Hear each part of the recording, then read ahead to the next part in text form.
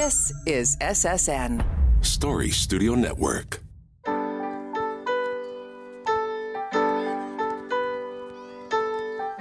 Hi, my name is Pamela Fuselli, and I'm the host of Popping the Bubble Wrap.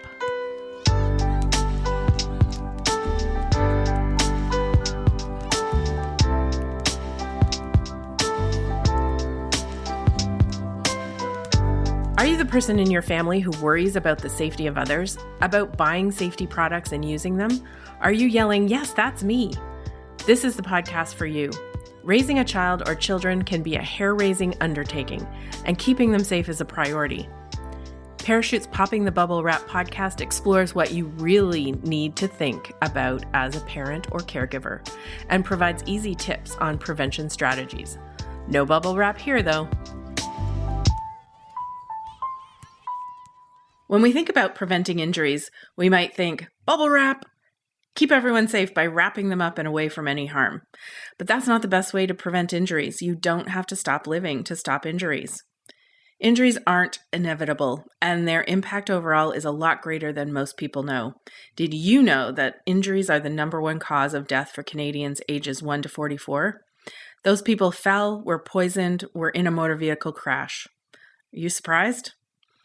So how do we change this? By embracing proven ways to prevent serious injuries. You wouldn't jump out of a plane without a parachute. Think of this podcast as the parent's parachute. The good news is that almost all injuries are preventable. You just need to use the right parachute. Joining me today are Jenna, Mandy, and Stephanie. Thanks for being part of Parachute's Popping the Bubble Wrap podcast. Thank you. There are different places where injuries can occur, at home, at play, on the road. And I know you all can think of examples in your own families of the types of injuries that you want to avoid. Maybe we can start with Jenna. Can you tell me a bit about your family and what types of things that you worry about the most? Sure. So in our family, we have our daughter and twin boys, and we're now in that kind of pre-teen tween stage. So we've moved on from those little toddler tumbles that you worry about, and now it's more those bigger, I'm worried about broken bones. I'm worried about, having to navigate the systems if something does happen. And, a lot of it is that the uncertainty around what my kids will get up to as they have more independence, and we're not necessarily right there to see what happened, to know how it could have been prevented or how best to deal with it, whether it's, a minor scrape or something really serious. There's that extra worry that comes with them gaining some independence. What they can do changes quickly. Yes, and what they think they can do. Right. Mandy, can you introduce us to your family and some of the things that are on your mind about, preventing injuries? Absolutely. So I am mom to two. I have a daughter who is 5 and my son is 3. So a little bit younger than Jenna. And I'm in the stage right now where my concern is their awareness of what's going on around them as well too. So, playing on their bike and noticing whether a car is coming or, jumping off of something. My daughter is very confident with her physical ability. She always has been since a very young age. So I quickly learned that bubble wrapping her wasn't going to happen. I needed to figure out how to, let her explore, let her learn, let her be adventurous and have fun, but how to keep her safe and what I needed to worry about and didn't. I see moms that come around her all the time gasp when she does something, and I don't because I've gotten comfortable with it. But right now it's helping them understand what's going on around them, making sure that they recognize what they're able to do and their surroundings, and keeping them safe in that way. So, encouraging them to wear their helmets when they're supposed to, but not worrying when they, fall off their bikes and don't hurt themselves as well too. So, scaling back that reaction to jump or to get scared when when they fall or they hurt themselves, and trying to prepare them and myself as well too for, what I really need to worry about with them. And right now it's really, trying to combat what they think they're able to do and what they are able to do, and being aware of the surroundings around them. Stephanie, I'm sure some of this sounds familiar to you as well. Yeah, very much. what are the types of things that bring you, pause for thought in terms of their safety? Well, like Mandy, I have a 3-year-old boy and a 6-year-old girl and a 3-month-old. Now, the 3-month-old, he's not getting into too much lately, but the 6-year-old has really started to climb trees a lot lately, and she wants to go higher and higher, and she is extremely confident, but my heart, I do the internal gasp, I call it, where I'm not letting her I'm not showing her that I'm nervous because I don't want to put that on her, right? I want to let her experience these things herself. And then her 3-year-old brother wants to do everything she's doing. So I have to kind of, I'm within arm's reach of him just because his footing isn't quite as sure as the 6-year-old. But I'm still letting him do these things because I want him to build the confidence that he sees his sister have. Yeah, you've touched on a couple of things that, make, the assessment of the potential for injury important is around that child development piece about the changing ages and, how especially when they're really young, they cannot do something one day like crawling or walking and then the next day they can. So their ability changes, and I'm sure you turn around and think, oh my goodness, how did you learn how to do that already? Mm-hmm. So what are some of the strategies, and I'll just open it up to all of you, that you've taken? You talked a little bit, Stephanie, about, for one of your children keeping within arm's reach, others letting them go a little bit farther. How do you decide how you will approach each of the kids? Because I'm sure they're different in terms of their, personalities and their abilities and things like that. I think you just watch their confidence levels. I mean, if you see fear in their face, then you can be that encouraging person who's there telling them, hey, you're doing a great job. Or do you feel a little bit nervous right now? Maybe we come down one more bridge, or maybe we aren't going to go on the great big slide today, but we'll go on the middle ground slides. Or, there's, your own child after watching them so much that their confidence level. For me, that's at least how it is. Absolutely. I think I learned very quickly with Amelia, my daughter, that I had to trust her judgment a little bit. And when things go wrong, one of my biggest tools is talking about it afterwards. So an example I can use is she decided once she was going to hop up the stairs like a bunny and rolled about halfway down there. And so I was right behind. She was totally fine. But talking afterwards about, what could we have done differently? Maybe the stairs are not the right spot to hop up there. But also giving her a little bit of freedom to make some mistakes and figure out, what her body is capable of doing, and giving her the opportunity to reflect on those things. So, we don't hop up the stairs anymore. But as you said about your son too, who's 3, it's a fun age, 3. Yes. He's right behind her. He wants to do it, whether she's falling down the stairs or not. He's like, yep, let's go. And his abilities are different. And I've had to learn quickly that what works for one doesn't work for the other. But also, like you said, not hindering his ability to learn and explore the same way that I allowed her to. So kind of taking a step back and saying, like, while I'm having that internal gasp and being like, oh my God, I'm not okay with this, stepping back and being like, okay, if you think you've got this, let's go. Yeah, it's good to find those kind of moments too, where you can find that transition piece, right? Of saying, like, you know what, before we try the big slide, did you see this one over here? This one looks awesome. And it just happens to be a little bit smaller. We don't have to say that last part. We just know, like, oh, let's try ourselves here, see how we do. And then we convince both of us that, sure, yeah, we could try the big one this time. Or maybe that's something that, I used to do that a lot at the playgrounds with the kids when they were younger, was kind of judge what other kids were there. And it was much easier to let my little kids kind of explore their freedom if we managed to visit a playground when it wasn't busy and full of bigger kids, because then you knew that they had the space and the room. And if they got scared, it was going to be easier to go and help them if you needed to, rather than, the few times that we were in busier playgrounds and they'd kind of take off and you could see just how tiny they were next to the bigger kids. And you don't know those other kids. You don't know if they're going to be the kind that's going to help, or they're the kind that are just going to elbow yours out of the way.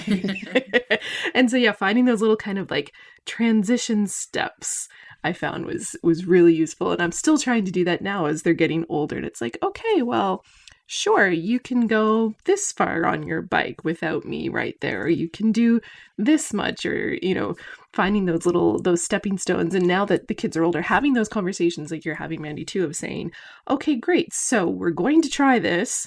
Here's my expectation of what you're going to do.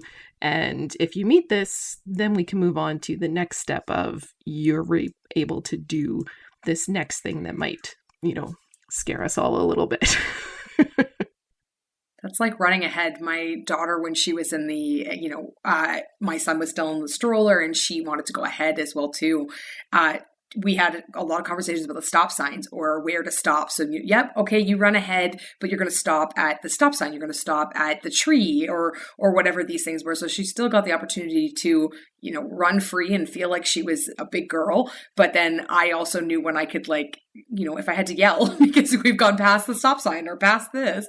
And it is funny too, because I feel like with my little guy, I'm like, a little bit more. I'm not sure if he knows what he's looking for when he's going there, right? So how do I navigate then that he's not comprehending the same, like a spatial awareness as well too, right? Definitely. Yeah, you all have more than one child. How different was it from the first child to your second, or now even your third? For the first child, where you just like, where's the bubble wrap? I need to keep this child safe. How has it shifted over the years? I'll jump in first since mine are older. Mm-hmm. And for us, there wasn't a lot of time between having just one and then having three. Our daughter wasn't 2 yet when our twins were born. And I think that actually kind of helped not have that bubble wrap experience, because I just couldn't. I had 3 of them to try to keep my eyes on. And thankfully for us, you see that personality come out pretty early, and our daughter is very mature in her thinking. She does have that sense of awareness of the space around her. And even from an early age, I could trust her not to do too many things that she shouldn't do. And I could give her a little bit more freedom and even get her involved in helping take care of her brothers. And, okay, we need to move these up because babies will put that in their mouth. And, those little things, she would understand those concepts, where even now that my boys are 9 and our niece is coming over, I'm like, I don't know that they get that now. There's such a different, each kid is so different, but I find a big difference between our daughter and our boys. And I don't know if it's, my mother-in-law always says it has to do with gender. I don't know if that's the case, but definitely their personalities are so different. And I have a lot more faith in our daughter's ability to look around and, understand what a stop sign means. We live out in the country. There's a stop sign at the end of our road, but when we go into the city, I get very nervous around my kids. That's one of the times when I still feel very nervous, even though my kids are old enough that they should know these things. They don't see crosswalks enough to know exactly how you're supposed to use them. Whereas, kids growing up in the city at a much younger age have that innate ability. And so there's those differences too, that where you live really kind of impacts different things too. Mm-hmm. Yeah, what their experiences are and how familiar they are with those types of environments. You're right. Yeah. Stephanie, I'm sure you have some changes between your first and your 3-month-old now. Oh, absolutely. I mean, the first one, I pretty much did bubble wrap her. It was like, no, you can't do that. No, you can't do this. And we lived in town, the city then. So, it was even more like, now I live on an acreage, and I let the 3-year-old and 6-year-old go outside and play together, because I know the 6-year-old is mature enough to say, don't do that, because I have to nurse a baby on the couch, right? I have to take care of this little fella who can't do anything for himself yet.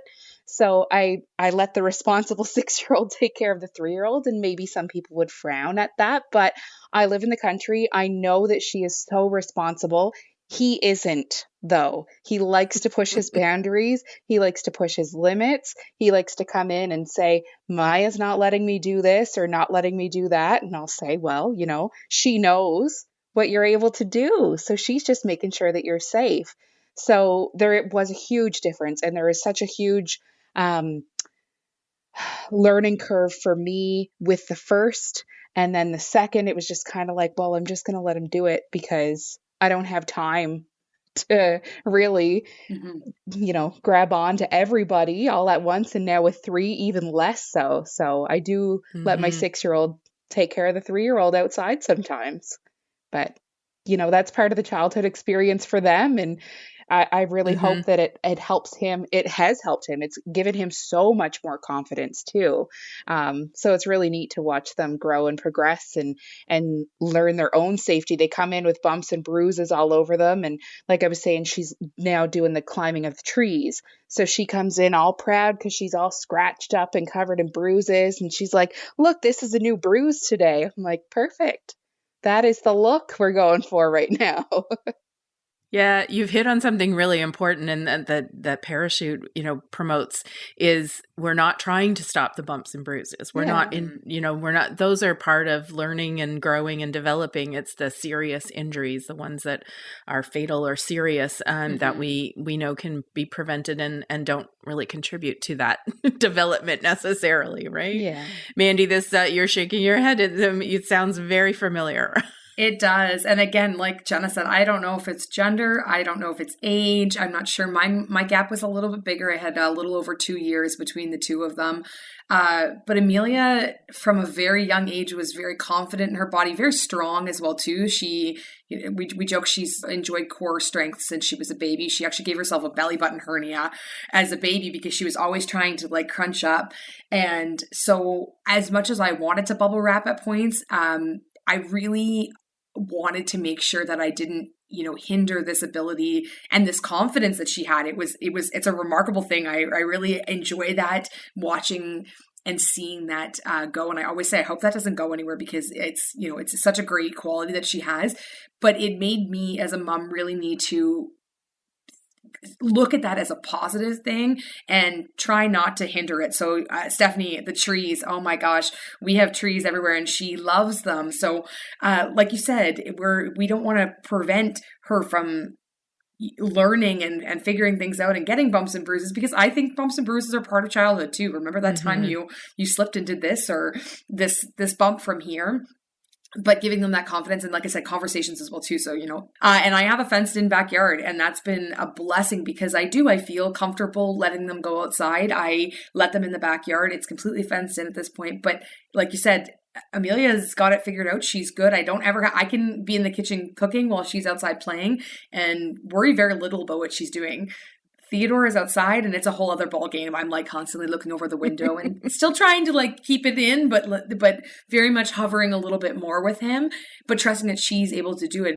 Well, I think, this is really important for other parents to hear your experiences, because I think they will share some of them. And if they don't, I think you've given them some really good advice and good, examples of how you may start off in one way, and as you learn about your child and what environment they're living in and playing in, that, you can make adjustments, and how important it is to know your child, but also the environment that they're in and their experience with it. And I think you've demonstrated so well that the concept that we want to get across, that, you don't have to bubble wrap your kids. In fact, injury prevention and bubble wrapping do not go together. There are ways, to allow kids to really embrace life and all of the things that they love to do, but while keeping them safe. So thanks so much for joining us today. I really appreciate your thoughts and your stories, and thanks for sharing them with everyone.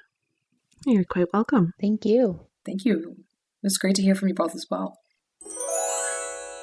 Make parachute.ca your go-to for up-to-date, evidence-based information on injury prevention and safety.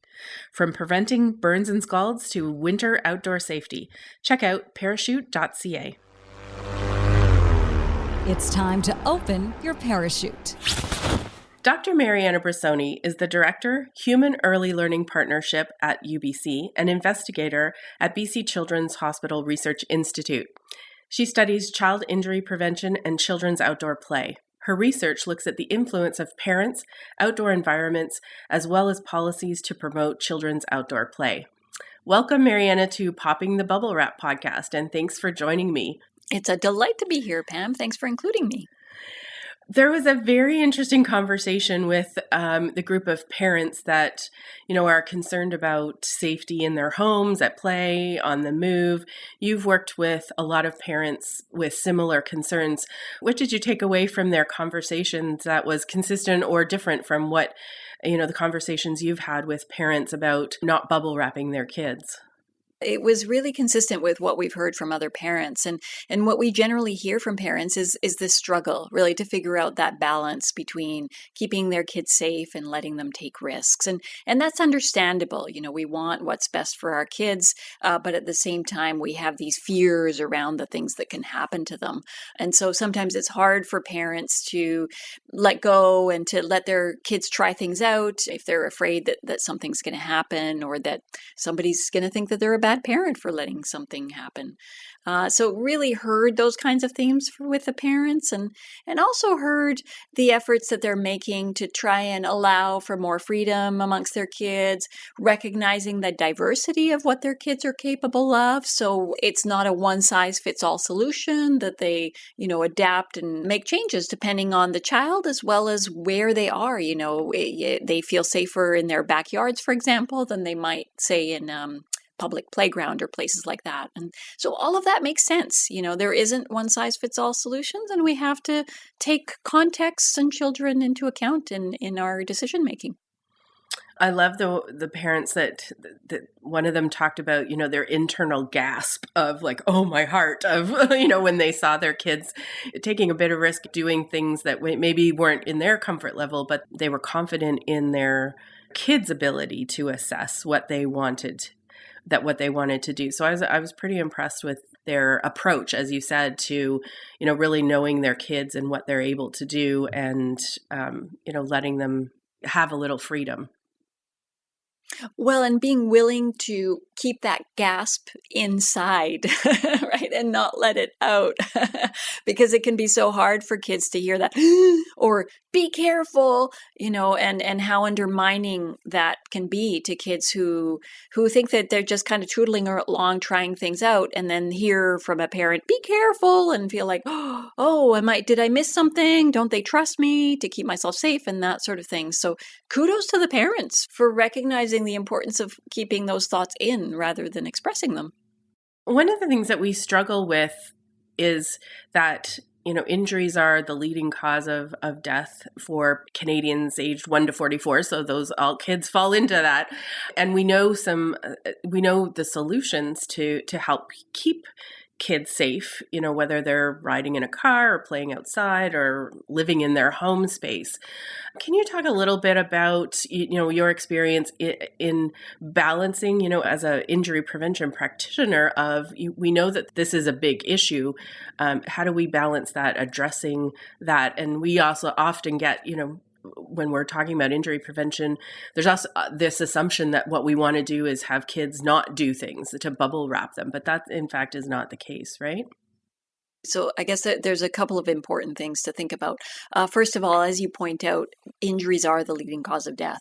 But when we dig into the injury statistics, outdoor play is not one of those causes of kind of major serious or injury or death. And so our responses can be disproportionate to the threat. Actually, the likelihood of serious injury is very, very low. And play spaces in general are designed in such a way that they keep that likelihood down. So we can really give our kids freedom in those situations. But then, of course, you have kids in other situations. Maybe you're going on a walk somewhere else or in the forest or whatever. And so it's also important to think about different kinds of risks and hazards that are apparent in different situations. And so we encourage parents to think about themselves as a prepared adventurer. right? So wanting to go on those adventures and being open to those adventures and all of the wonderful things that kids get out of those experiences, but thinking ahead, a little bit of preparation in terms of, okay, what do I know about this setting? What are the things I might need to be careful or aware of in this particular setting, so that I can take care of those things that might cause more serious injury, so that my child can actually be free to explore and get out there, and be able to just kind of test their limits, and I don't feel like something serious is going to happen. Yeah, that's a really good point. And I think there's different levels of where we see prevention strategies coming in. There's that parent level of, assessing their child and knowing what their kid is capable of.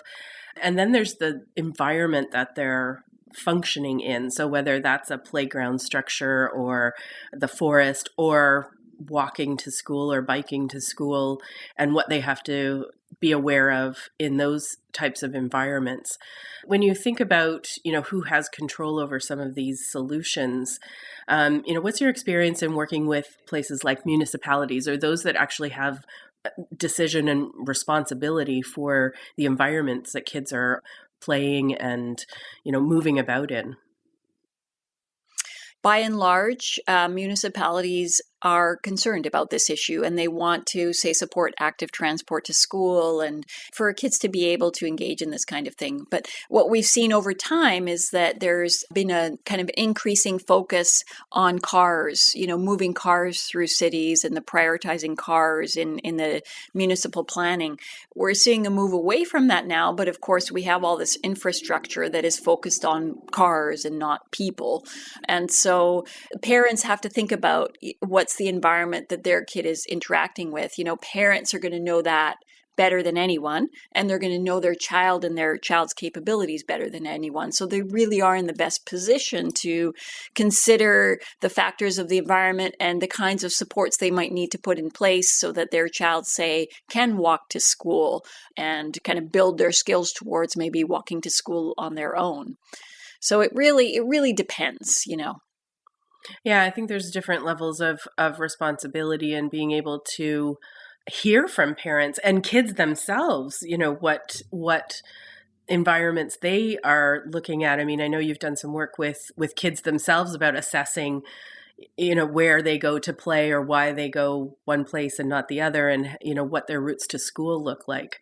That input is really important to understand how children are interacting with their environment and that they're a stakeholder in this environment that they're living in. Absolutely. We want to keep kids and their perspectives at the center of how we design our cities. When we design cities with kids at the center, the cities are actually better for all of us. All of us like living in it more. All of us are able to appreciate our environments more. And it's actually also more sustainable, from a climate perspective. And so we really do want to center children's perspectives. And we also want to recognize that they are very capable and competent. We have this kind of tendency towards assuming that we need to step in and kind of do things for them and kind of control and decide for them. And really, we need to kind of step back from that, realize that children are capable of speaking for themselves, even very young children, and we just need to provide the supports to make sure that their voices are heard. Do you remember some of the examples that the kids came up with what they'd like to see on their routes to school or to the playground? Yeah, they talked about a few different things. So first of all, they really wanted to feel safe with the people around them, right? So the idea of eyes on the streets, lots of people on the streets and that comfort with people on the streets. They wanted to see robust pedestrian infrastructure, right? So not only sidewalks, which are of course important, but calm streets so you don't have kind of traffic moving at high speed. And then they also wanted interesting things to interact with or to go to, right? So little shops that were interesting to them, or even ways of getting around that supported play, right? So not just kind of walking or biking, but maybe, jumping or sliding or, really letting their imagination shape the play. And they wanted places that they could hang out with their friends, that they could play with their friends, that they could kind of feel like it was their own and reclaim as their own and put their stamp on it, so that they had ownership and agency in that space. Yeah, their contributions are really important because it's not necessarily the way that an adult, once we get older and some of that play comes out of our own lives, that we may not see the environment the same way that kids do. So I think, because they are a big part of the people who are using the spaces, and we don't often think about having or how to get their input, I think that's really important. So thanks so much for joining me today. I mean, I think the conversation with our parent group was really inspiring in terms of how they're approaching their children and making sure, really being aware of that balance that needs to take place. And I hope that that conversation and our conversation today, Mariana, has given other parents some permission to, keep the gasp inside and let their kids really enjoy and take part in the world that's around them. So thanks so much for joining me. Oh, thanks so much, Pam.